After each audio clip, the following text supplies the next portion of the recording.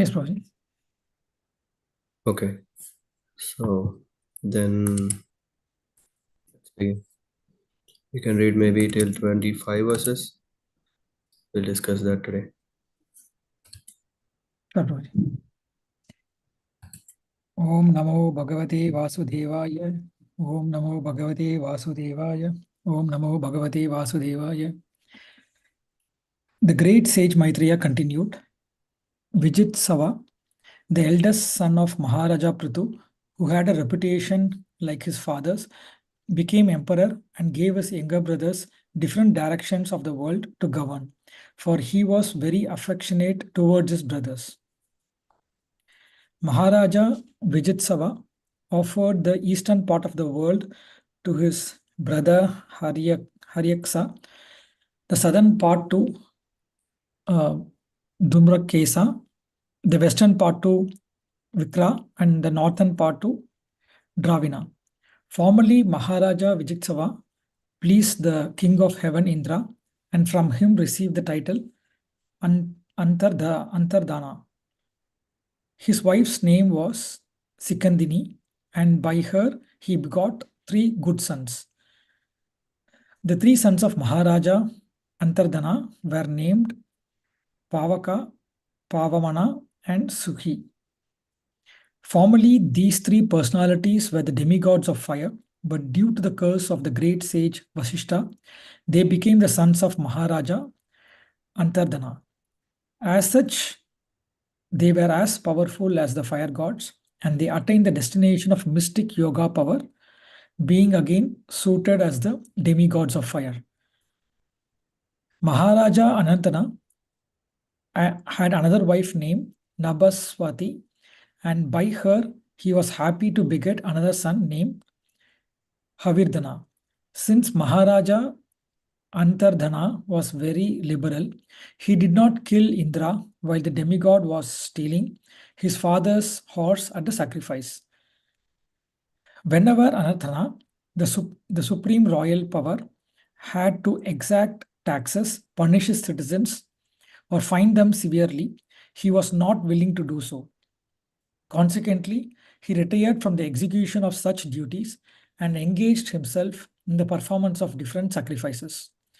Although Maharaja Anardhana was engaged in performing sacrifices, because he was a self-realized soul, he very intelligently rendered devotional service to the Lord, who eradicates all the fears of his devotees.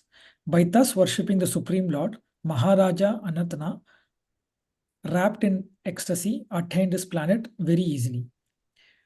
Havirdhana, the son of Maharaja Antardhana, had a wife named Havirdhini, who gave birth to 6 sons named Barhishta, Gaya, Shukla, Krishna, Satya, and Jitavrata. The great sage Maitreya continued, My dear Vidura, Havirdhana's very powerful son, named Bharista, was very expert in performing various kinds of fruitive sacrifices, and he was also expert in the practice of mystic yoga. By his great qualifications, he became known as Prajapati. Maharaja Barhista executed many sacrifices all over the world. He scattered kusha grasses and kept the tops of the grass pointed eastward. Maharaja Bharista, henceforth known as Prachinbarhi, was ordered by the supreme demigod Brahma to marry the daughter of the ocean named Satadruti. Her bodily features were completely beautiful and she was very young. She was decorated with the proper garments, and when she came into the marriage arena and began circumambulating it, the fire god Agni became so attracted to her that he desired her company, exactly as he had formerly desired to enjoy Sukhi. While Satadruti was thus being married, the demons, the denizens of Gandharva Loka, the great sages, and the denizens of Siddhaloka, the earthly planets, and Nagaloka, although highly exalted, were all captivated by the tinkling of her ankle bells. Prabhuji, if you can please scroll down. King Prachin Bari, King Prachina Barhi begot 10 children in the womb of Satadurti. All of them were equally endowed with religiosity, and all of them were known as Prasitas. When all these Prasitas were ordered by the father to marry and beget children, they all entered the ocean and practiced austerities and penances for 10,000 years. Thus they worshipped the master of all austerity, the Supreme Personality of Godhead. When all the sons of Prachinabhari left home to execute austerities, they met Lord Shiva, who out of great mercy instructed them about the absolute truth. All the sons of Prachinbhari meditated upon the instructions, chanting and worshipping them with great care and attention. Vidura asked Maitreya, "My dear Brahmana, why did the Prasitras meet Lord Shiva on the way? Please tell me how the meeting happened, how Lord Shiva became very pleased with them, and how he instructed them.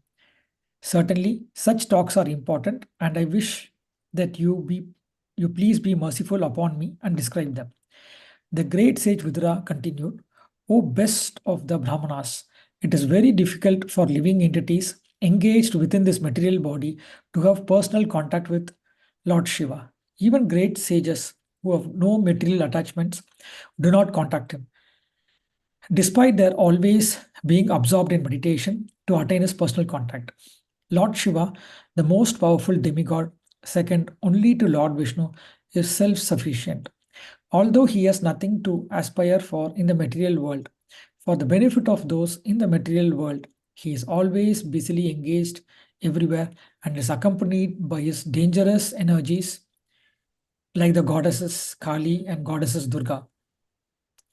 The great sage Maitreya continued, "My dear Vidura, because of their pious nature, all the sons of Prachinabhari were seriously accepted very seriously accepted the words of their father with heart and soul, and with these words on their heads, they went towards the west to execute the father's order.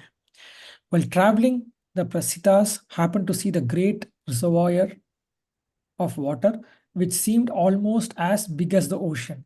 The water of this lake was so calm and quiet that it seemed like the mind of a great soul and its inhabitants. The aquatics appeared very peaceful and happy to be under the protection of such a watery reservoir.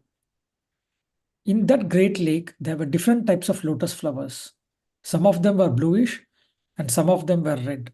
Some of them grew at night, some of them in the day, and some, like the Indivara lotus flower, in the evening. Combined together, the lotus flowers filled the lake so full that the lake appeared to be a great mine of such flowers. Consequently, on the shores, there were swans and cranes, kakravas, karandavas, and other beautiful water birds standing about. There were various trees and creepers on all sides of the lake, and there were mad bumblebees humming all about them.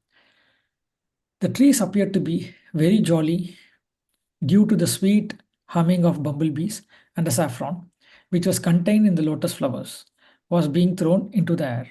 These all created such an atmosphere that it appeared as though a festival were taking place there. The sons of the king became very much amazed when they heard vibrations from the various drums and kettle drums, along with other orderly musical sounds pleasing to the ear.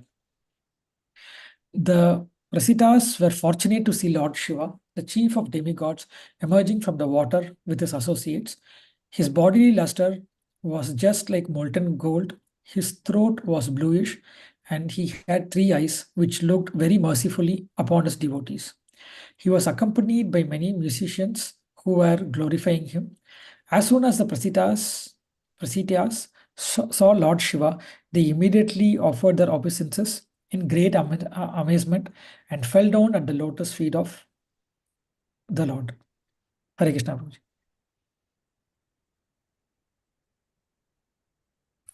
Hare Krishna, Prabhuji. Thank you so much. Yes, Prabhuji. Yeah. How was it?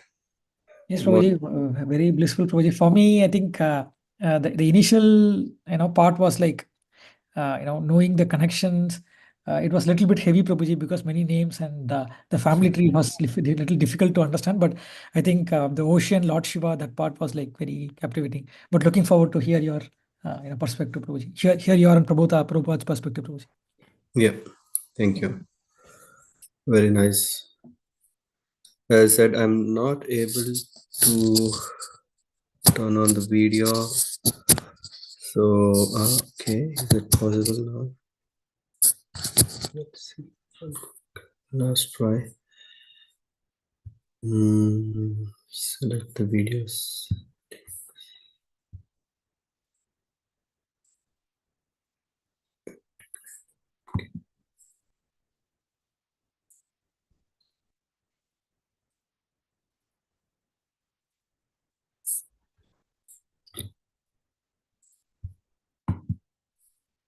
Okay, I'll sort it out later if possible. For now, let's go ahead.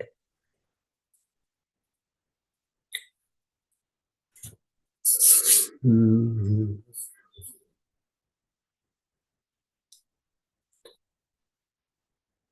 Can someone share their screen? Is that possible?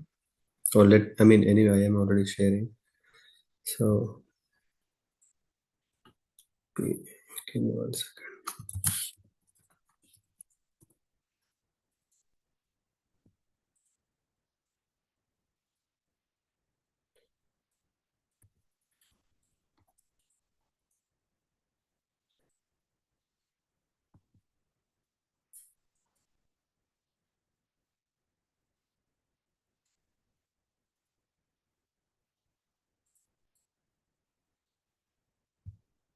Let me know if you're able to see this.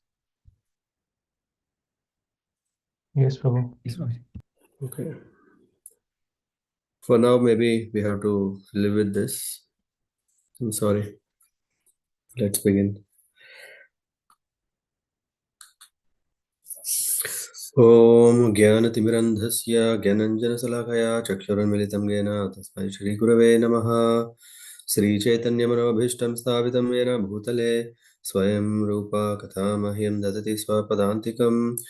वन्देऽहं श्रीगुरो श्रीयुतापदकमलान् श्रीगुरुन् वैष्णवांश्च शरीरूपं साग्रजातां सहगणरघुनाथान्वितां तं सजीवं साद्वैतं सावधूतं परिजनसहितं कृष्णचैतन्यदेवं श्रीराधाकृष्णपादान् सहगणललिता श्रीविशाखान्वितांश्च नमो विष्णुपादाय कृष्णप्रस्थाय भूतले श्रीमते भक्तिवेदान्तस्वामिनिति नामिने नमस्ते सारस्वती देवे गौरवाणी प्रचारिणे निर्विशेषशून्यवादी पाश्चात्यदेशतारिणे वंशाकल्पतरुभ्यश्च कृपा सिन्धुभ्येव च पतितानां पावनेभ्यो वैष्णवेभ्यो नमो नमः। हे कृष्णा करुणा सिंधु दीनबन्धो जगत्पते गोपेशा गोपिकान्त राधाकान्त नमोऽस्तुते तप्ता काञ्चन गौरांगी राधे वृन्दावनेश्वरी वृषभानुसुते देवी प्रणमामि हरिप्रिये। जय श्री कृष्ण चैतन्य प्रभु नित्यानंद श्री अद्वैत गदाधर शिवासादि गौर भक्त वृंद। हरे कृष्ण कृष्ण कृष्ण हरे हरे हरे राम राम राम हरे हरे। ओम नमो भगवते वासुदेवाय। ओम नमो भगवते वासुदेवाय। ओम नमो भगवते वासुदेवाय। नारायण नमस्कृत्यं नरं चैव नरोत्तमं देवीं सरस्वतीं व्यासं ततो जयमुदीरयेत्। नष्टप्रायेषु अभद्रेषु नित्यं भागवत सेवया भगवति उत्तमश्लोके भक्तिर्भवति नैष्ठिकी। कृष्णाय वासुदेवाय देवकी नन्दनाय च नन्दगोपकुमाराय गोविन्दाय नमो नमः। So we are in Śrīmad-Bhāgavatam Canto 4. In Canto 4, we are blessed to hear the conversation between Maitreya Rishi and Vidura, where they were discussing about very, very important topics that helps us to tune ourselves, our consciousness, our understanding, what is the right thing to do, what is that we should understand. And if we look into this, the Canto 4 itself started, the first chapter already started with a genealogical table of the daughters of Manu. Yeah.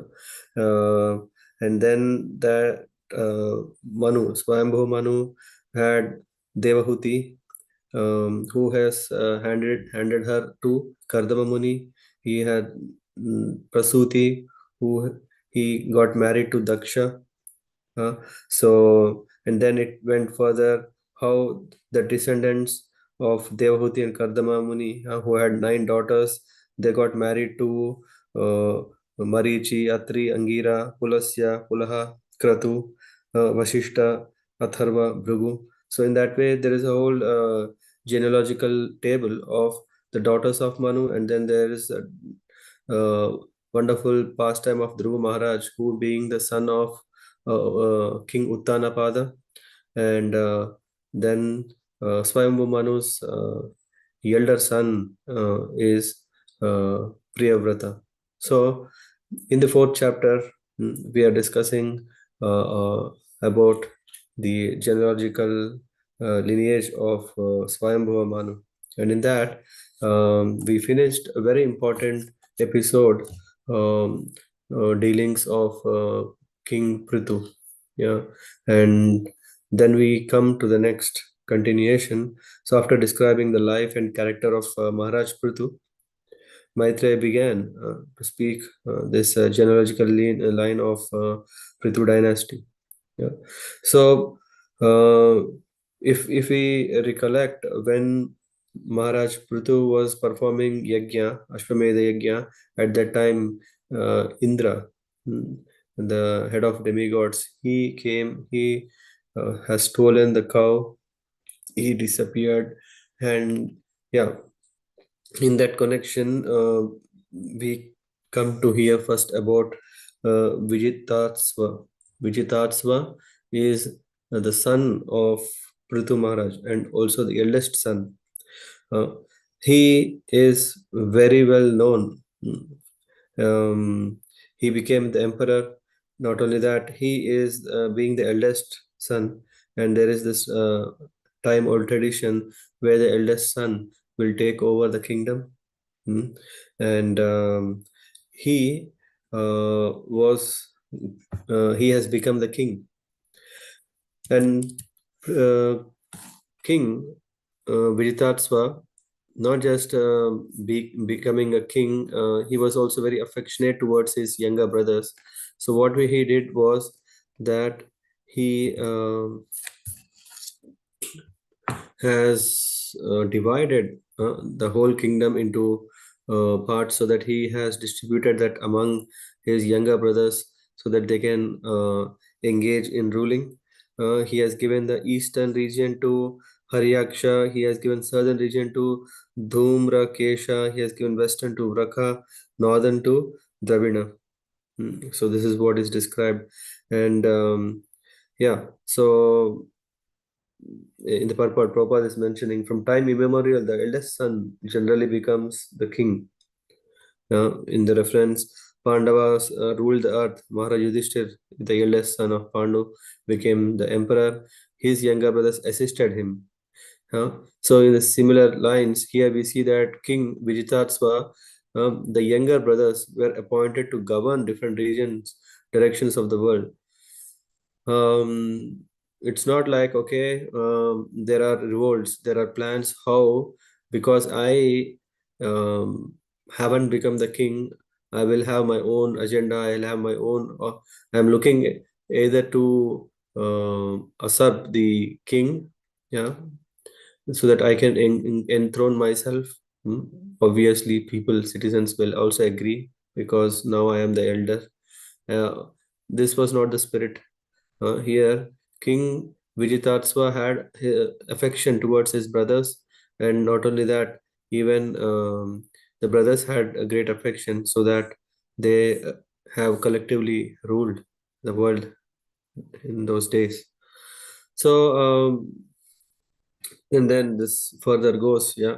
Maharaj Vijitatsva pleased the king of heaven. When we see that when Indra came to steal the cows, Prithu Maharaj became very angry. He was even about to shoot arrow, and but Vijitatsva, he didn't do that. He rather respected Indra being a demigod, and because of that, Maharaj Vijitatsva is called Antardhana. Antardhana means um, disappearing, which means disappearance. You may have heard Saraswati river is Antardhan. It is not visible, but the river is there. We may not see. So he received this title even from Indra. When Indra stole Maharaj Prithu's horse from the sacrificial arena, at that time the dealings of Vijitatsva has credited him this wonderful title Antardhan. Indra was not visible to others when he took away the horse, but Prithu Maharaj's son could see him. But still, though he saw him, he didn't shoot arrows. He didn't attack him. This indicates that Maharaj Vijitatsva respected the right people. And of course, here Indra, though what he was doing, he was stealing the horse from his father, but he saw that Indra was not an ordinary thief. Indra was a great and powerful demigod and servant of the Supreme Lord. So Vijitatsva purposefully excused him due to his sentiment only, even though Indra was acting wrongly. But he could see he's a devotee or actually demigod who is servant of the Lord. So he had respect towards the demigods, so he didn't punish. Thus Indra became very pleased with Vijitatsva at that time. So we know that demigods have so many mystic powers, and one of them is to appear, disappear according to their will. And since Indra was pleased with Vijitatsva, he bestowed this power on him. So then Vijitatsva became known as Antardhana. This we already discussed, and when we were discussing the life and teachings of Maharaj Prithu. So the son of Maharaj Antardhan were named as Pavaka, Pavamana, and Suchi. So who are none other than the demigods who have appeared as the sons of Maharaj Vijitatsva. And in the purport, Prabhupada is mentioning that in Bhagavad Gita, 6:41-43, it's stated that one who falls down from yoga practice is elevated to heavenly planets, and after enjoying material facilities there, he again comes down to the earthly planets and take birth in a very rich family or a very pious Brahman family.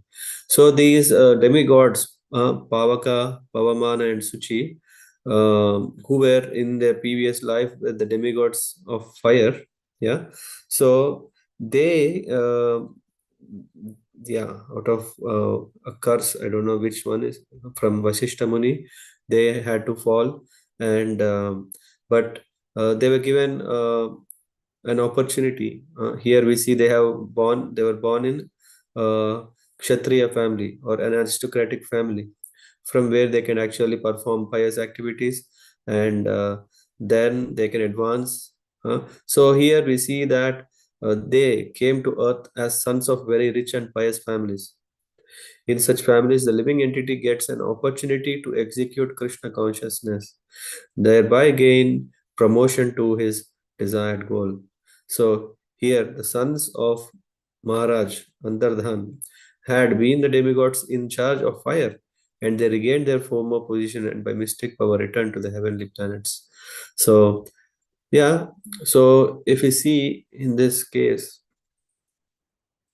there is so much importance about the dealings, how we lead a life. As we know, there are three modes of nature: mode of goodness, mode of passion, mode of ignorance. Yeah. And if someone is in the mode of goodness, there is still a chance that one can fall down. Yeah. Yeah. Even if someone is a Gandharva, there is a chance of fall down. Yeah. They may commit offense. They may be cursed.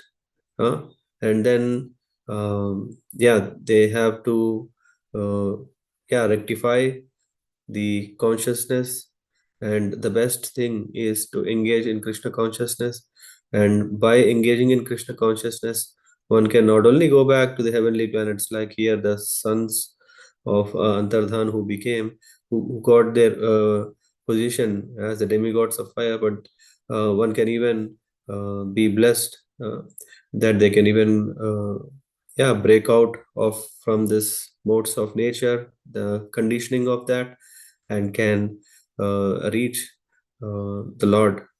One of the, I think it will come later, is one can even attain Salokya, Mukti. So here we see, and then Maharaj Antardhan had another wife named Nabaswati, and by her he was happy to beget another son named Havirdhana. So here, when Maharaj Antardhan, very liberal, he did not kill Indra while he was stealing. When Indra was stealing, but he was very liberal. And then it is understood from here that King Indra was expert in stealing. Yeah, he could steal anything without being visible to the proprietor. And he could kidnap anyone's wife without being detected. We know the incident of Indra. When we see in the Ramayana, we see that Gautama Muni's wife, Ahalya. So he disguised himself as Gautama Muni by his disappearing art, and similarly he became invisible. He stole here in the case of Maharaj Prithu. So we see, although in human society such activities are considered abominable, the demigod Indra was not considered to be degraded by them. This is one important principle where we see, when we are civilized, when we have a proper consciousness, we understand that what Indra has done, uh, uh, was not considered to be degraded by them. Although Antardhan could understand that King Indra was stealing the horse from his father, he did not kill him, for he knew that if one who is very powerful sometimes commit an abominable act, it should be disregarded. The scriptures are saying that. The scriptures are saying, oh, the acts sometimes, if a devotee is doing, and if a devotee, such acts should not be taken very seriously. I heard to a class or even to the question and answer sessions where often His Holiness Jayadvaita Maharaj is asked how when the devotees deal like that. If a devotee is not proper in his dealings, but Maharaj quotes this often, apichet su duracharo, not only durachar, su durachar, even very, very, very bad. Apichet su duracharo bhajate mam ananya bhak, sadur eva samanvantaha samyag vyavasito hi sah. This is very important, that thus the Lord says that even if a devotee commits an abominable act, he should be considered a sadhu. He is not just kind of, oh, you can just excuse him. Still, he is a sadhu. Why? A devotee is already a sadhu. Maybe he is committing something, or a pious man, because of the unflinching devotion to the Lord, because he is still on the path of devotion, because he is still serving, with whatever conditioning, with whatever bad habits. Prabhupada writes. But sometimes they commit something abominable due to their previous habits. Such acts should not be taken very seriously. However, because the devotee of the Lord are very powerful, whether they are on the heavenly planets or on this planet. So we should be very careful. If by chance they commit something abominable, it should not be taken into account but should be overlooked. This is what, because Krishna is saying that. अपि चेत् सुदुराचारो भजते माम अनन्य भाग साधुर एव समन्वतः सम्यक् व्यवसितो हि सः. So anyway, so this is a very important principle, yeah, because usually when we come into Krishna consciousness, Krishna is encouraging us by not very picky at how we are dealing with others, because after all, he doesn't know. After all, he doesn't know, and he may commit an offense, or he may commit a mistake, knowingly, unknowingly.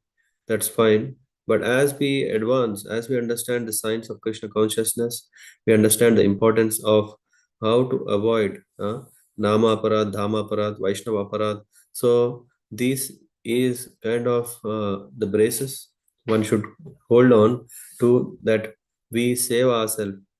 These kind of aparads can destroy the whole growth of our devotion. Further, so, and then whenever Antardhan, the supreme power, had to exact taxes, punish his citizens, or fine them severely, he would not willingly do so. The qualities, the quality of the king, Antardhan, that he was very soft, and he was so soft. Of course, as a king, you have to exercise your duties. So he was doing it, but he was still feeling great pain, how to extract taxes, because yeah, it is a kind of a burden on them. So, or punishing, oh, the citizen, yeah, he has committed something wrong, but yeah, so he was feeling very, very inconvenient to punish the citizens who have committed mistakes, or fine them severely, and consequently he retired from the execution of such duties and engaged himself in the performance of different sacrifices. So all the time, what he was doing one sacrifice after the other, and the other. We know that sacrifices, yajnas, are the means. Yeah, the king is supposed to do the yajna, and now he knows how to engage himself so that he doesn't get into other entanglements. So here we see that king sometimes has to perform duties which are not very desirable just because he is king. Similarly, in the case of Arjuna, was not willing to fight because he was seeing Swajana, all his own kinsmen and family members, is not at all desirable. Nonetheless, Kshatriyas had to perform. We see that Arjuna had um, taken shelter of Krishna in executing what is right to do, and he performed. And then Maharaj Antardhan was not very happy while doing this, extra exacting taxes or punishing the citizens for their criminal acts. Therefore, on the plea of performing sacrifices, he retired from the royal majestic power at a very early age. Yeah. Sometimes what happens is that there is this duty aspect. Yeah. Okay, yeah, I have this duty, I have to do this duty. Sometimes the situations are like that we can already enter into Vanaprastha ashram, or we could enter into sannyas ashram, or we could even go beyond that early. For example, I remember it was in Vrindavan when I was in the uh, session with His Holiness Jayadvaita Maharaj. It was about women. It was about marrying, remarrying, all these things. He said, "How long this business goes on? Yeah, if wife and husband doesn't have children, they can already enter into Vanaprastha ashram early. Yeah, they can already. You know, they can already the whole purpose of all these ashrams are such a way that we can position ourselves in Krishna consciousness, and Yeah, so one if Maharaj was also saying that okay, if one marriage life there are obstacles, and if it doesn't go, and if there is one, yeah, maybe they have to divorce, yeah, then again don't look into remarrying. Yeah, what is the guarantee that it will go on smoothly, and how long and when? So all these things we have to be very serious and understand that this ashram, yeah, okay, we tried it and it didn't work out well. Okay, then yeah, understand that, yeah, let me dedicate life to Krishna. Yeah, I think I have dedicated life for my own happiness. It didn't work. Lessons learned. So quite fast, and then engage in. So there are these, yeah, and here we see this exam here. Antardan, he was not so interested in his duty or of being a king. The question may come here is that okay, but that is his dharma, but how can he keep it up? Yeah, here we see that, but in that also there is this performing sacrifices.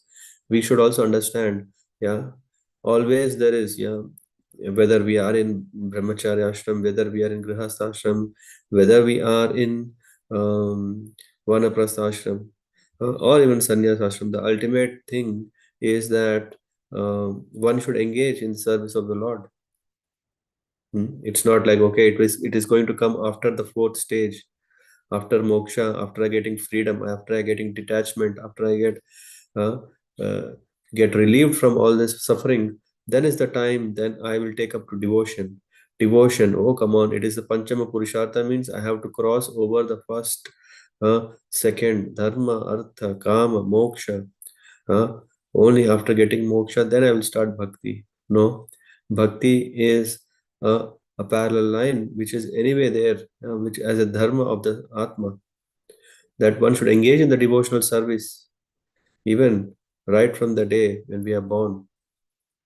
Yeah, we don't know. Okay, when we have consciousness, okay, consciousness is there, but I don't have knowledge. Okay, then I think the next verses later we'll get to see what to do. Yeah, but the ultimate thing is it's not like we postpone this bhakti marg. Is a path of devotion as a separate lane that starts after a age of 50, 60, or 70. No, it's already the dharma of Atma. Yeah. So, so that way, Antardhan, he retired, in a way that though he was there, he retired from the royal majestic power uh, by engaging himself in performing sacrifices. Hmm. And uh, although he was performing sacrifices because he was self-realized soul, he very intelligently rendered devotional service to the Lord, huh, who eradicates all the fears of his devotees. And towards doing that, what he did, by thus worshipping the Supreme Lord, Maharaj Antardhan, wrapped in ecstasy, attained his planet very easily. Ultimately, this is the benefit when we start early. When we start early to take up to devotion, we have all facilities in our hand. We have strength. Yeah, we have the strength to understand. We have the strength to execute. So when we have everything in its best to assist us, that is the time where we should make best out of it. To engage ourselves in devotion, to engage in bhakti is not at all an option for the last phase of our life, but actually it should be as a first priority of our life. So in this case, he was very intelligent, very intelligent. What he did as when he was performing yajna, we should also understand when we are performing yajnas, yeah, what is the purpose is actually to please the Lord. We are inviting, yeah. If we know this whole havan that is arranged as part of the havan, what is done is there are demigods who are invited on the different directions from 8 directions, and then you invite them, and then after inviting, you are inviting the fire god, and after inviting a particular fire god, then you are starting offering him um, uh, these in the form of ghee, in the form of samidhas, in the form of other ingredients like paddy and all, through which you are actually offering it. The essence is service, serving the demigods. And Bhoktaram Yajna Tapasam Sarvaloka Maheshwaram. And ultimately, a person who is offering should understand that, oh, no, I'm not offering only to the Dikpalakas. Is it? No, I have to understand that I'm offering this to whom? To Vishnu. Because ultimately, it is Lord Vishnu who is the one who is Bhoktaram, Yajna Tapasam. Well, who is the one who is enjoying whatever we are offering? It is Lord Vishnu. Towards him, it is only the demigods are collecting from us whatever we are giving to them, and indeed are passing it to Lord Vishnu, because he is the original Supreme Lord. By thus worshipping the Supreme Lord, Maharaj Antardhan, wrapped in ecstasy, attained his planet very easily. What does it mean? Here we see that by practicing this, since sacrifices are generally performed by fruitu actors, it is especially mentioned here, Tatrapi, that although Maharaj Antardhan was externally engaged in performing sacrifices, his real business was rendering devotional service by hearing and chanting. This is what we should understand. Though the external setup might appear, it looks like a as part of karma kanda, okay, to do this yajnas. But indeed, we understand that this is also a means of actually serving the Supreme Lord. In this, what is happening? There are these mantras which are being chanted, and this yajna is performed.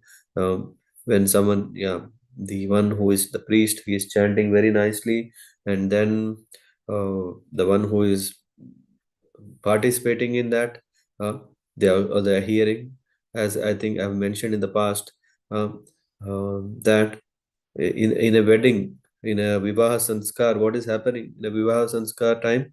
The priest is um, um, he is conducting the marriage. At the time, he is also uh, spelling so many powerful mantras.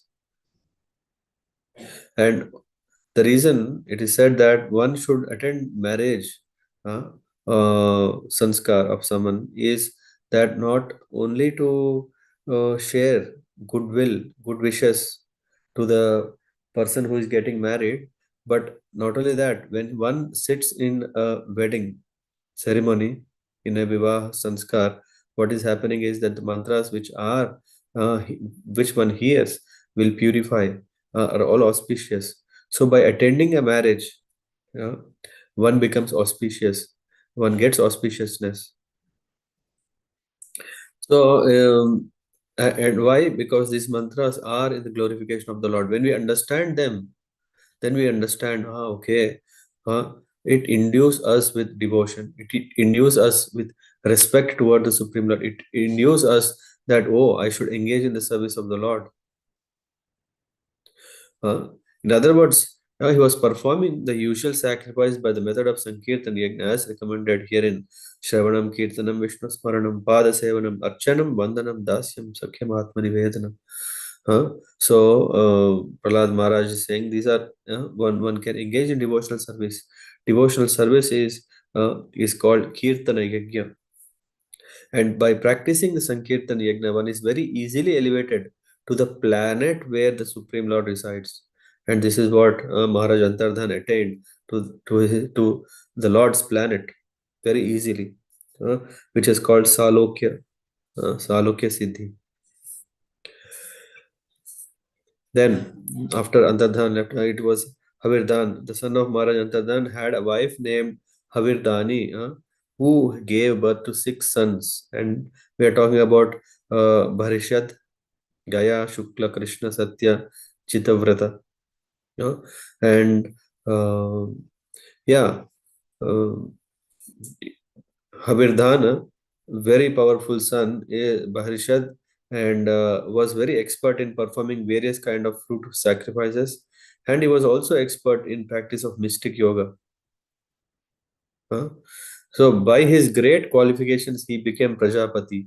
Prajapati means, just like now we are talking about prime ministers, or we're talking about presidents of the nations who are the topmost, uh, who have the responsibility of sustaining, maintaining, and helping creation of a new generation, a new system.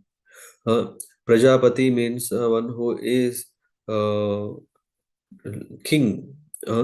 Here we see that there are many Prajapatis. Yeah, Brahma Prajapati, Daksha Prajapati, Manu Prajapati.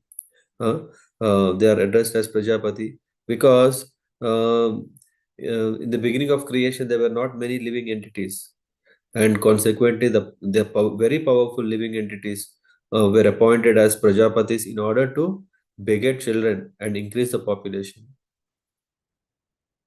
So in that way, because Barishad was great, was very powerful in performing various kind of fruitive sacrifices, expert in mystic yoga, and he qualified himself to become a Prajapati. So he became one of them. And Maharaj Barishad executed many sacrifices all over the world. He scattered Kusha grass and kept the tops of the grasses pointed eastward. I don't know what does that signifies, but this means as soon as he finished one yajna, he was doing another yajna. Uh, Barishad, he was busy one after the other. He was doing yajna. He began performing another yajna immediately after the one is over in the next vicinities. So in that way, he did all over the world. Huh? He began performing another yajna in immediate vicinity, and we should understand it's so important that such yajnas are performed even to date, and the most auspicious, uh, most important, sublime, and easiest, what we say, is performing Sankirtan Yajna. This Krishna consciousness movement has started performing Sankirtan Yajna in different places, and it has been experienced that wherever Sankirtan Yajna is performed, many thousands of people gather and take part in it. Uh, why? Because one can feel, oh, I'm part of it. It's not like, okay, if you're talking about yajna, which is performed according to the agamas, yeah, okay, there are the priests who are doing it. Maybe we are sitting in far, we are seeing, we are not allowed to do some things. No, but for Sankirtan Yajna, there is no limitations. Anyone, everyone, all can participate in any part of the world. Imperceptible auspiciousness is achieved in this connection should be continued all over the world. The members of Krishna consciousness movement should perform Sankirtan Yajna one after another, so much so that all the people of the world will either jokingly or seriously chant Hare Krishna, Krishna Krishna, Hare Hare, Hare Rama, Rama Rama, Hare Hare, and thus they will derive benefit of cleansing the heart. Prabhupada is writing that the holy name of the Lord, Harinam, is so powerful that whether it is chanted jokingly or seriously, the effect of vibrating this transcendental sound should be equally distributed. Sometimes we see that, hey, why are there these brahmacharis who are going on the street and asking whoever, strangers, stopping them and asking, hey, Hare Krishna. For example, when we see His Holiness Mahavishnu Swam Maharaj, we see or Vishnu Jain, or we see Harinamananda Prabhu, so many Sankirtan book distributors. Uh, yeah, what are they doing? They are just going in the streets doing Sankirtan, and they are not just sitting in one place. What are they doing? They're going from place to place, and then spreading the holy name. And not only just spreading, it's not like let me make the atmosphere vibrant with the holy name, but because the mantra is so powerful, let it do its job. It will attract. No, uh, they are compelling in a way that hey, you also join us. Huh? They're asking, can you read this? They read Hare, and then Maharaj was reading Krishna, and then they read Hare and Krishna. So in that way, one way or the other, engage them, and Maybe some people may see it a funny thing. They may come jovially dance for a moment or sing for a moment. But the holy name of the Lord is so powerful that whether it is chanted jokingly or seriously, the effect of vibrating this transcendental sound will be equally distributed. It is not possible at the moment to perform repeated yajnas as Maharaj Bharishad performed, but it is within our means to perform Sankirtan Yajna, which does not cost anything. One can sit down anywhere and chant Hare Krishna, Krishna Krishna, Hare Hare, Hare Rama, Rama Rama, Hare Hare. If the surface of the globe is overflooded with the chanting of the Hare Krishna mantra, the people of the world will be very, very happy. Yeah. So what are we distributing? We are distributing happiness. Yeah. So Maharaj Bharishad, henceforth known as Prachina Barhi, uh, was ordered. Prachina Barhi, one who is performing the yajnas without break, repeat, was ordered by Brahma to marry the daughter of ocean, Shatadriti. Uh, and then she was anyway, there is whole description about how she was this wedding was happening because she was very beautiful. Then the fire god, we know, right? When in a vivaha sanskar, what is there? There is this havan, there is this yagya kund in which the fire god is invited. And when the priests have invited for fire god, yeah, when this marriage was going on, when this wedding was happening, uh, when she began circumambulating this Yagnakund, then fire god became so attracted to her that he desired her company exactly as he had done to enjoy Shuki. So there is this, the Purport Prabhupada gives both these instances and also more to it, and this is very important. According to Vedic system, when a girl is married, she is very profusely and gorgeously decorated with costly saris and jewelry. And during the marriage ceremony, the bride circumambulates the bridegroom seven times. Sorry. After this, the bridegroom and bride look at one another and become attracted for life. There is a whole description about that. But here we see that the fire god, when who is that? Shrutadriti, she was circumambulating, doing pradakshina, Shatadriti. Then the fire god, she saw the beauty, how he was just hearing to the anklets, hearing to the ringing of the ankle bells, and then was so how can he see? But he was attracted by the beauty of Suki when she was circumambulating in the same way. Just like when we know this Saptarishi. When Saptarishi were getting married to Suki, at that time also what happened when the fire god had been present long time at the assembly of Saptarishi, he was attracted by the beauty of Suki when she was circumambulating in the same way. Agni's wife, what she did is she uh, took the form of Suki and enjoyed sex with Agni. That way, she saved not only fire god Agni, but the heavenly god Indra, and sometimes even Lord Brahma and Lord Shiva. All very highly situated demigods are subject to being attracted by sex at any time. The sex drive is so strong in the living entities that the whole material world is running on sex attraction only, and it is due to sex attraction that one remains in this material world and is obliged to accept different types of bodies. So, the attraction of sex life is more clearly explained in the next verse. And what is the next verse? It's mentioned here that when Shatadruti was being married, the demigods, the denizens of Gandharva-loka, the great sages, the denizens of Siddhaloka, the earthly planets and Nagaloka, although highly exalted, were all captivated by the tinkling of her ankle bells. So that beautiful is Shatadriti. In other words, the demigods became captivated by her simply by hearing the tinkling of her ankle bells. They did not have to see her complete beauty. It is sometimes understood that a person becomes lusty just by hearing the tinkling of bangles on the hands of women, or tinkling of the ankle bells, or just by seeing women's sari. Thus, it is concluded that woman is the complete representation of Maya. This is what Prabhupada is mentioning, that one should be very careful in respect to maybe the women out of their chaste. There is no problem, but they should be considered as a representation of Maya. Uh, they are not polluted, they are not perverted. No, but for us, illusioned, that we may think that this is everything, this is all happiness, this is unlimited, eternal bliss, and all. So, in that way, we see that them as a representation of Maya. Yeah.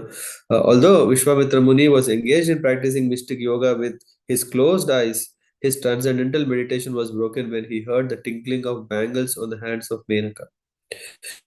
In this way, Vishwamitra Muni, he became victim, right? And then he fathered a child. We know who is she, Shakuntala. And the conclusion is that no one can save himself from the attraction of women, even though he may be exalted demigod or an inhabitant of higher planets. Only a devotee of Krishna, who is attracted by Krishna, who can escape the lures of women.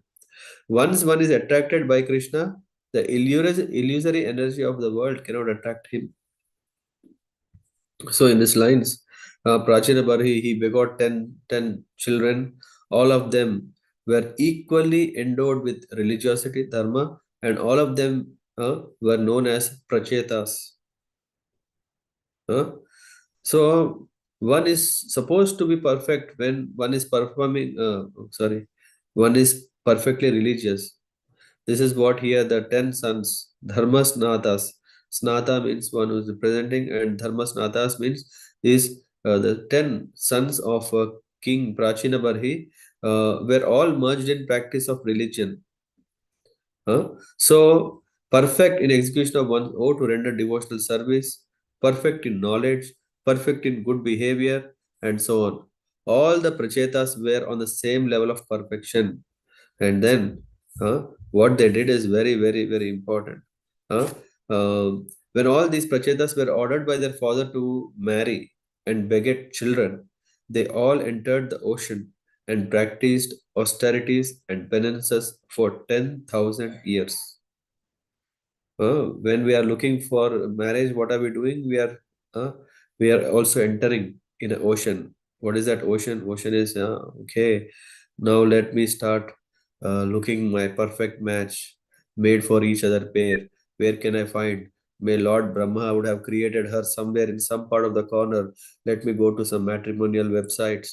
Let me post myself and let me look up, browse, find an internet, look all kinds of options. Yeah. Whereas here, what did the sons of King Prachina Barhi did is they entered to practice austerities and penances for 10,000 years. Thus, they worshipped the master of all the austerity, Supreme Lord. For them, for everything, this is very important. For us also, we should understand for anything. Yeah. In this case, we see that Prachetas to marry, what they did, they engaged themselves completely in devotional service. For that matter, of course, the desire is not, oh, I want to become I want a great wife so that I can enjoy all.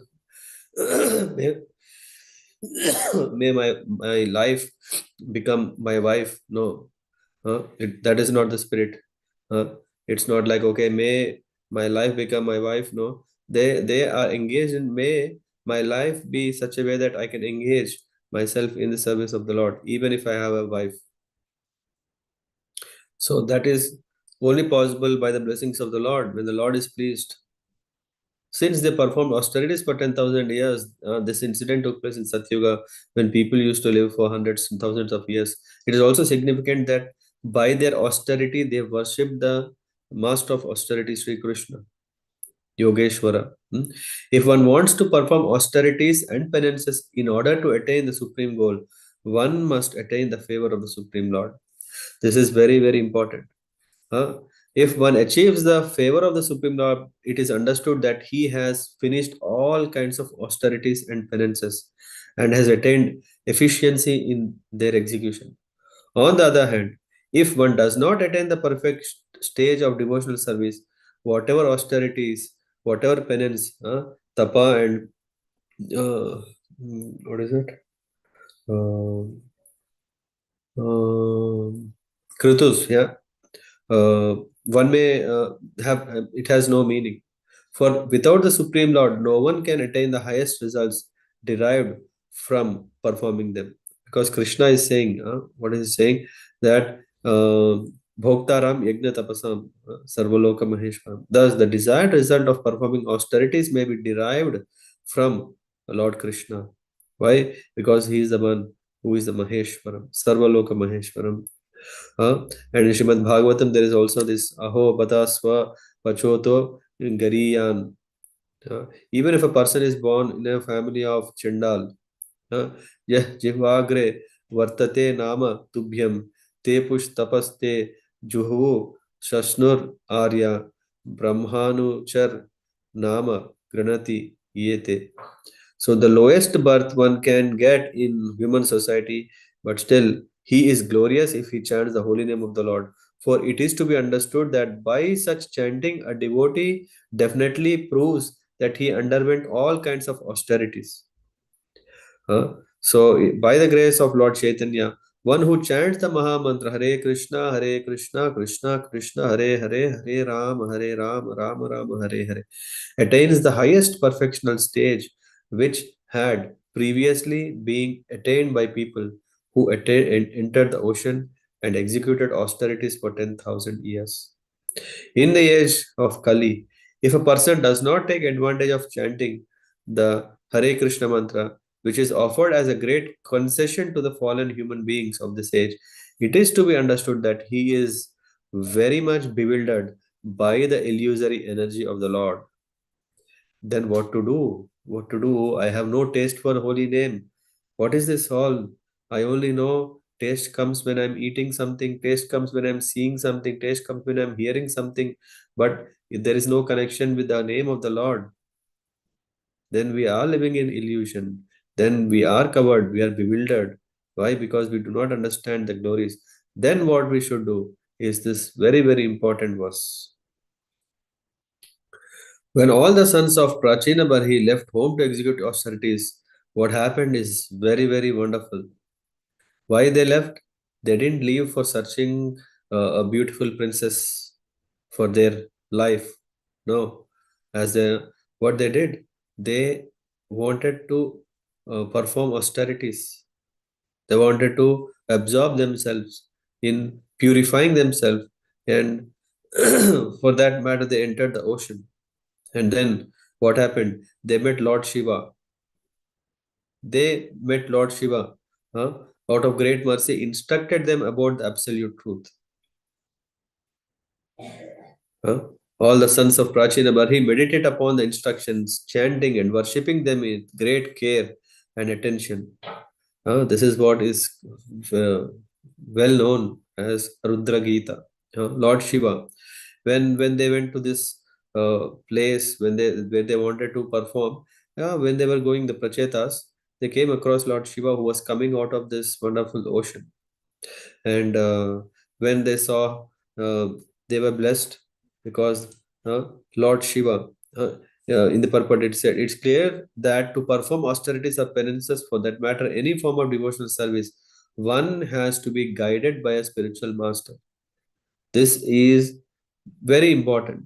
When we are thinking, oh, I want to advance in bhakti, Krishna, who is inside the heart, as Paramatma, who is also our well-wisher, who is also our Chaitya Guru, who is also guiding us from inside, he will manifest in the form of his representative and help us in guiding. And here what happened, because Prachetas had this, they wanted to please the Lord. The Lord has manifested himself, and then in the form of Lord Shiva to the Prachetas, gave instructions. And this is the secret of success. What is the secret? Is to be blessed with a guru, such a way, yeah, that one can engage in his service, yeah, and then attain perfection. Lord Shiva actually became the spiritual master of the 10 sons, and in turn, his disciples took his words so seriously that simply by meditating upon his instructions, they became perfect. So, I would see this as a very important part. We can't take it as an option. It is not at all an option. It is not at all an option that, okay, maybe in this life, let me be like this. I'm not yet ready. Uh, Guru is something serious business. Let me not take Diksha. Let me not take shelter. Then when are we going to serve? Because in the Nectar of Devotion, Rupa Goswami is saying, among all the practices, the most important three practices are: the first is taking shelter of the spiritual master, because that is the time where we start to feel serious about this whole matter of engaging ourselves in devotional service. Otherwise, it is only a free thing. If I want to do it, I'll do it. If I don't want, oh, okay, that's okay. No, I'm not saying I'll not do it. I will do it tomorrow. I'll do it afterwards. I'll do some other day. But no, as soon as when we take shelter of spiritual master, then we think, oh, okay, it's not about my uh, interest. Of course, there is also self-interest where I want to advance in Krishna consciousness, but uh, it's not my material conditioning. I want to give high priority. I want to give to follow the instructions of the spiritual master. So, by accepting the shelter of the Guru, what is happening? Oh, one may think, oh, I am becoming a servant. Actually, servant is always protected. It is a responsibility of the master to take care of the servant. It is a duty. So, in that way, the servant is happy because he's under protection. So one has to take shelter of the Guru, and then after Guru is appreciating the devotion, appreciating the qualities that he can uh, become a good disciple. Then he will give what? Diksha, mantropadesh. When one is getting this, then what is happening after that? He's engaging himself in the devotional service, serving the Guru with awe and reverence, with respect, and taking his instructions as life and soul, and attains perfection. This is also the verdict of Srila Vishwanath Chakravarti Thakur, who, while explaining the verse Bhagavad Gita, begins, Vyavasayatmika Buddhir Ekeha Kurunandana, points out that the order of spiritual master is the life substance of the disciple. Until then, we may have so many things, so many upadhis. We thought, oh, that will give me protection, this will give me protection. All these protections are not a real protection. When we take the shelter of Guru, this is a serious business, which means there is no cheating. There is no cheating. The Guru is not going to cheat, the disciple is not going to cheat. It is a serious business of engaging in the service of Guru, and through that, engaging in the service of the Lord. It is not like according to my will, and uh, as per my will, I will engage myself someday like this, someday like that. After all, I have spontaneous love and affection for the Lord. Let me serve. Yes, all fine, approved by Guru, then it's fine. Thus, a disciple should always meditate on the order of the spiritual master, and that is perfectional meditation. Not only should he meditate upon that order, but he should find out the means by which he can perfectly worship and execute it. So Vidaram is asking Maitreya, my dear Brahmana, why did Prachetas meet Lord Shiva on the way? Please tell me how the meeting happened, how Lord Shiva became very pleased with them, and how he instructed them. Certainly, such talks are important, and I wish that you please be merciful upon me and describe them. This is very, very important. We need to understand what is really important. That itself is important. To know what is important is very important. And one should be very much curious to hear the talks between the devotee and the Lord, or between the exalted devotees. And What is that important? This is the important thing. If we want to know what is very important in our life, the important thing is the talks, those important talks between a devotee and the Lord. Where are they? They are in Bhagavatam, they are in Puranas. The talks between the devotee and the Lord, or the talks between exalted devotees like Vidura and Maitreya, one should be very curious to hear them. At the meeting of Naimisharanya, what happened? Where Sukadev Goswami, where Suta Goswami in Naimisharanya spoke Śrīmad-Bhāgavatam to all the great sages. Suta Goswami was also asked about the talks between Maharaj Parikshit and Sukadev Goswami, where it happened, Sugatal. For the sages believed that the talks between Sukadev Goswami and Maharaj Parikshit must have been as important as the talks between Lord Krishna and Arjuna. So Vidura is asking, he is very eager to learn from Maitreya Rishi. Please tell me what happened. What is why did this come up? The talk between Lord Shiva and the Prachetas. And so then he said, "Oh, the best of Brahmanas, it is very difficult for living entities engaged within this material body to have personal contact with Lord Shiva. Lord Shiva is not ordinary. Lord Shiva, yes, you have very interestingly asked this.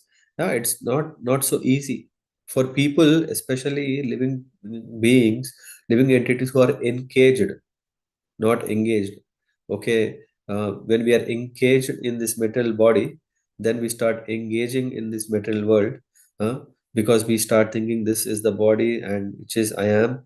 No, for them, Lord Shiva, contact is not so easy. It's very, very difficult to come in contact with Lord Shiva. Is very, even great sages who have no material attachments do not contact him, despite their always being absorbed in meditation.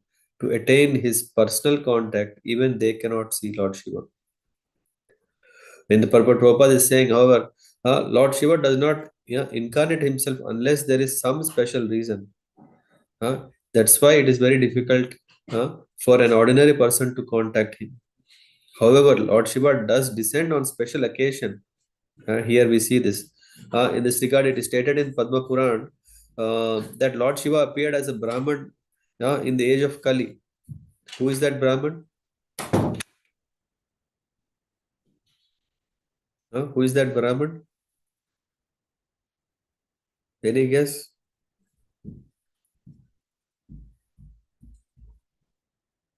Lord Shiva appeared as Brahman in the age of Kali to preach what? To preach Mayavad.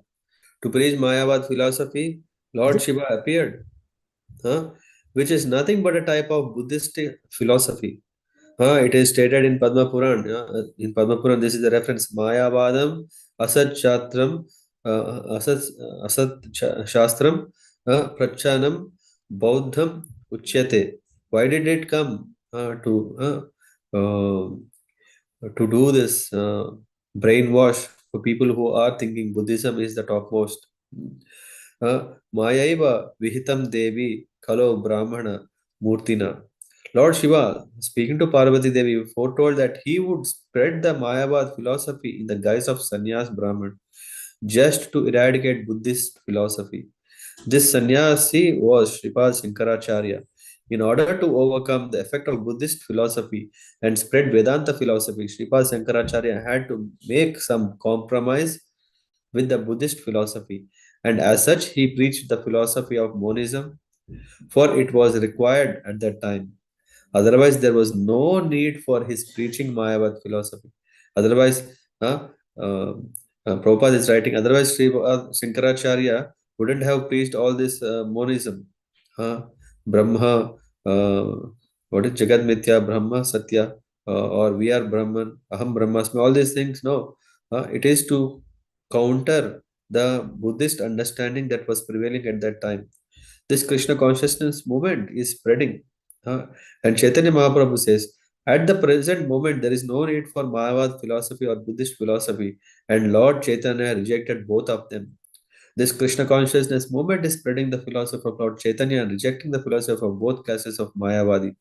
Strictly speaking, both Buddhist and philosophy and Sankara philosophy are but different types of Mayavad dealing on the platform of material existence. Neither of these philosophies has spiritual significance. There is spiritual significance only after one accepts the philosophy of Bhagavad Gita, which culminates in surrendering to the Supreme Lord. Uh, Generally, people worship Lord Shiva for some material benefit, and although they cannot see him personally, they derive great material benefit by worshipping him. आत्मारामोऽपि यस्त्व अस्य लोककल्पस्य राधशे शक्त्या युक्तो विचरति घोराय भगवान भव. It is said, Lord Shiva, the most powerful of demigods, second only to Lord Vishnu, is self-sufficient, although he has nothing to aspire for in this material world. For the benefit of those in the material world, he always busily engaged everywhere and is accompanied by his dangerous energies. Who are they? Like goddess Kali and the goddess Durga. Lord Shiva is known as the greatest devotee of the Supreme Lord. He is known as Vaishnavanam Yatha Shambhu. Consequently, Lord Shiva has Vaishnava Sampradaya.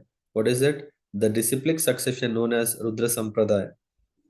Just as there is Brahma Sampradaya coming directly from Lord Brahma, Rudra Sampradaya comes directly from Lord Shiva. Lord Shiva is one of the 12 great Mahajans.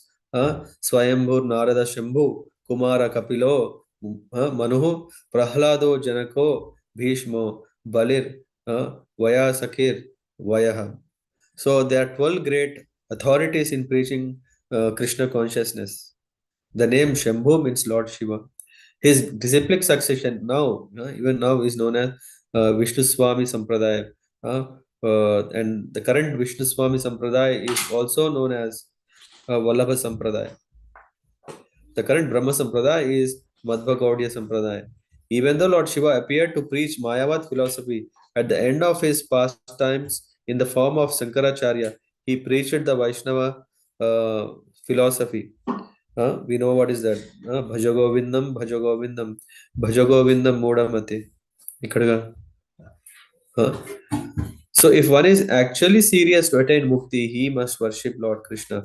That is Sripad Sankaracharya's last instruction. This is what Prabhupada is mentioning here. Here it is mentioned that Lord Shiva is always accompanied by his material energy, Shaktya Ghoraya. Shaktya Ghoraya. Shaktya means goddess Kali, Shakti. It is always under his control. Goddess Kali and Durga serve him by killing all the asuras or demons. Sometimes Kali becomes so infuriated that she indiscriminately kills all kinds of asuras. We know this. If you have seen some pictures, there are one picture where she wears a garland composed of heads of asuras, and holds in her left hand a captured head, and in her right hand a great khadga chopper for killing asuras. Great wars are symbolic representations of Kali's devastation of asuras and are actually conducted by goddess Kali. Srishti Sthitri Pralaya Sadir Shakti Rekha, Brahma Samhita. Asuras try to pacify goddess Kali. This is what we are doing. We may not think, hey, asuras, we are not asuras now, so not so interested. No, we are also asuras. Why? Because we also want to pacify this material energy, so that everything is favorable for me. So when asuras becomes too intolerable, when we become too much intolerable to goddess Kali, what she will do? Goddess Kali does not discriminate in killing them wholesale. We see so many disasters that are happening, and then we see some earthquakes that are coming.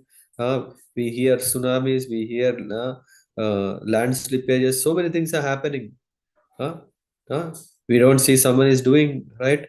We see that it is the energy and mechanism of goddess Kali through which she is punishing the miscreants.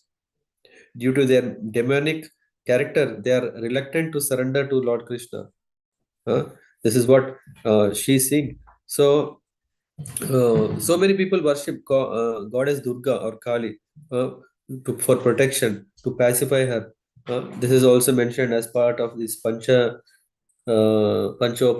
You know, what are the- yeah. So, Namam Drushkritino Mudha Prapadyante Naradhama Mayarpahata Jnana. People who are not understanding, who are not intelligent, what they do, Dushkritino, they engage in not worshipping the Supreme Lord. Lord Shiva's duty is very dangerous because he has to employ the energy of Durga Kali. In another popular picture, the goddess Kali is sometimes seen standing on the prostrate body of Lord Shiva, which indicates that sometimes Lord Shiva has to fall down flat in order to stop the goddess Kali from killing the asuras. Since Lord Shiva controls the goddess Durga Devi, worshipper of Lord Shiva attain very opulent positions within this material world. Under Lord Shiva's direction, a worshipper of Lord Shiva gets all kinds of material facility. In contrast, a Vaishnav or a worshipper of Lord Vishnu gradually becomes poorer in material possessions because Lord Vishnu does not trick his devotees into becoming materially entangled by possessions. Lord Vishnu gives his devotees intelligence from within, as stated in Bhagavad Gita. Tesham satadhyuktanam bhajatam priti purvakam dadami buddhi yogam tvam buddhi yogam tam yena mam upayantite. So thus Lord Vishnu gives intelligence to his devotee so that the devotee can make progress on the path back home, back to Godhead. This is very important. When we are becoming simple, we see so many have given up so much material position, fame, name, and they want to become. We all want to become Rupanugas. Why? Because we see that these Goswamis led a life which has attracted Krishna. For that they have given up all royal positions. We see Narottam Das Thakur, we see Vishnu Chakravarti Thakur. They are from very rich. Even Bhakti Siddhanta Saraswati Thakur, son of Bhakti Vinod Thakur, who is a collector, who was in a very pro, pro, prominential, prominent, positions. They gave up everything. They engaged in service of the Lord. So here we see that since a devotee has nothing to do with any kind of material position, he does not come under the control of goddess Kali or goddess Durga. Lord Shiva is also in charge of Tamogun, or the mode of ignorance in this material world. His potency, his potency is Durga Devi. He is described as keeping all living entities in darkness of ignorance. Ya Deva Sarva Bhuteshu Nidra Rupam Samstita. Both Lord Brahma and Lord Shiva are incarnations of Lord Vishnu. We know that Lord Brahma is in charge of creation, Lord Shiva is in charge of destruction, which he carries out with the help of his material energy, goddess Kali. So, thus, in this verse, Lord Shiva is described as being accompanied by dangerous potencies, Shaktya Ghoraya, and that is the actual position of Lord Shiva. Maitreya Rishi further says that the great sage Maitreya continued, "My dear Vidura, because of their pious nature, all the sons of Prachina Bhari very seriously accepted the words of their father with heart and soul, and with these words on their heads, they went toward the west to execute their father's orders." So, when his father, Prachina Bhari, said get married, and orders, they took it to that heart. In this verse, sadhava means pious, well behaved, is very important. A perfect sadhu is one who is always engaged in devotional service of the Supreme Lord. Prachinabar, his sons are described as sadhava because of their complete obedience to their father. The father, the king, the spiritual master, Prabhupada writes, are supposed to be representatives of the Supreme Personality of Godhead. And as such, they have to be respected as the Supreme Lord. It is the duty of the father, the spiritual master, and the king to regulate their subordinates in such a way that they ultimately become fully unalloyed devotees of the Supreme Lord. That is the duty of superiors. So, this is very important that when we take up superior positions, it's not like for attaining more comfort, more respect, and more served, but it is actually a business of more serving. The role of seniors, where is it? The duty of all the seniors, it is the duty of subordinate to obey their orders perfectly and in a disciplined way. So the word Sharira or their heads is also significant. For Prachetas accepted the orders of their father and carried them on their heads, which means they accepted them in complete surrender. So if we want to attain success, we have to understand the orders are our substance. By accepting them, by seriously considering them, and attaining the goal uh, as per the instructions is the our saving grace. While traveling, the Prachetas happened to see a great reservoir of water, which seemed almost as big as ocean. The water of this lake was so calm and quiet that it seemed like the mind of a great soul. So they thought, okay, this is a nice place. Let's select this for doing our tapasya.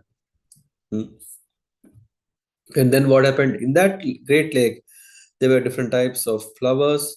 Some of them were bluish, some of them were red, some of them grew at night, some in the day, and some like that. Combined together, the lotus flowers filled the lake so full that the lake appeared to be a great mine of such flowers. Consequently, on the shore there were swans and cranes, chakravaka, karandhavas, and other beautiful water birds standing about. And when there were various trees and creepers on all sides of lakes, and there were bumblebees humming all about them. huh, the trees appeared to be very jolly due to the sweet humming of the bumblebees, and saffron, which was contained in the lotus flowers, was being thrown into the air. These all created such an atmosphere that it appeared as though a festival were taking place there. So all so nice, beautiful. And then the sons of the king became very much amazed when they heard vibrations from various drums and kettle drums, along with other ordinary musical sound pleasing to the ear. So this is a scene. Just you may have can visualize how nice, beautiful uh, place it is. In addition to various flowers and living entities about the lake, there were also many musical vibrations. The world of impersonalist, which has no variegatedness, is not at all pleasing compared with such a scene. We are appreciating such a variegatedness, but Mayavad, they may think, hey, this is only exaggeration. How can there be these sounds? How can it be so nice? Huh? The place where Pachetas arrived was the abode of Lord Shiva. Impersonalists are generally worshippers of Lord Shiva, but Lord Shiva is never without variety in his abode. Thus, wherever one goes, whether to the planet of Lord Shiva, Lord Vishnu, or Brahma, there is variety to be enjoyed by persons full in knowledge and bliss. So to say, and the Prachetas were fortunate to see Lord Shiva, the chief of the demigods, emerging from the water with his associates.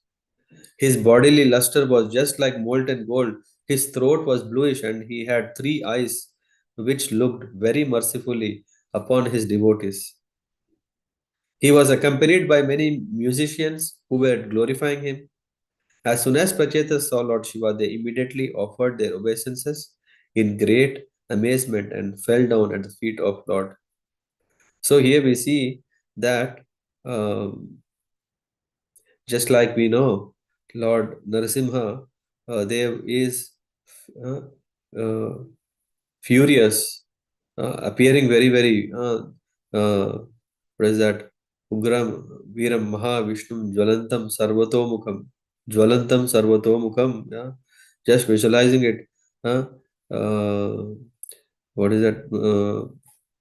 Ugram Viram Mahavishnu Jvalantam Sarvatomukam Nasimham Bhishanam Bhadram. Mrityor Mrityam Namamyaham. He is so like fearing to the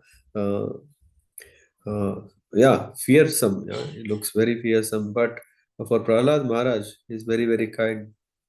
Here we see that here Lord Shiva, who is coming out, he had three eyes which looked very mercifully upon his devotees.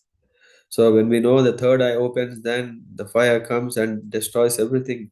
Well, it doesn't matter. Okay, all the three eyes are casted very mercifully upon his devotees. So here, so this is, I think, did we read only till 25?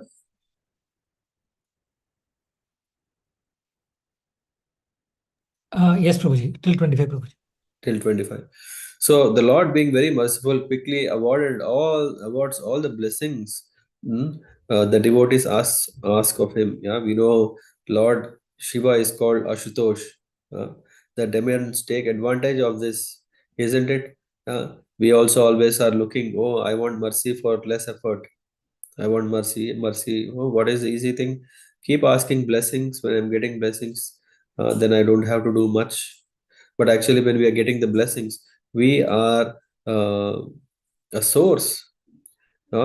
Now we are not only a source, we are resourceful by using those blessings in advancing. Uh, the demons, they don't look into that. They're only taking that, they're enjoying. The demons take advantage of this leniency and sometimes take benedictions from Lord Shiva, which can be very dangerous to others. For instance, Vrikasura took a benediction from Lord Shiva by which he could kill everyone by he touched on the head. Although Lord Shiva sometimes very liberally gives such benediction to his devotees, the difficulty is that the demons, being very cunning, sometimes want to experiment improperly with such benedictions. For instance, after receiving his benediction, Vrikasura tried to touch the head of Lord Shiva. Devotees of Lord Vishnu, however, have no desire for such benedictions, and Lord Vishnu does not give his devotees benedictions which would cause disturbance to the whole world. I'll stop here. Thank you. Let's see if there's someone would like to add something, comment or questions.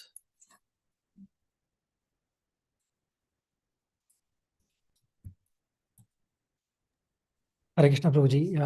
Prabhuji, very nice recitation, and especially, Adi Shankaracharya reference was very nice, Prabhuji, because even I was always wondering that why did because Adi Shankaracharya's tattva was very, very different, Advaita. So I think I got my answer today, Prabhuji. Thank you so much. Yeah, thank you. Yeah, thank you. Yeah, he wanted to just at least make it a point, because that Buddhism means no God. No, there is God. This is the first thing. And again, if one may not be able to appreciate, right? Just like if we are taking medicines, we can't take. Okay, it is said that one can have up to 7 grams of paracetamol per day.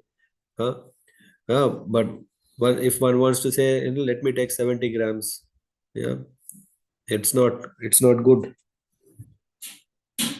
Yeah, similarly, when people are so much finding it, atheism as the truth.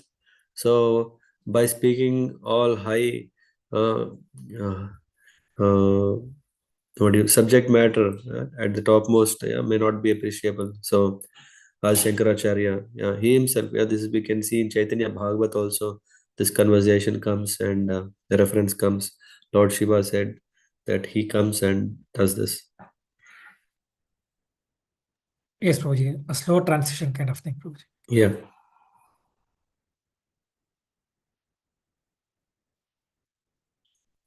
Okay. Any other questions?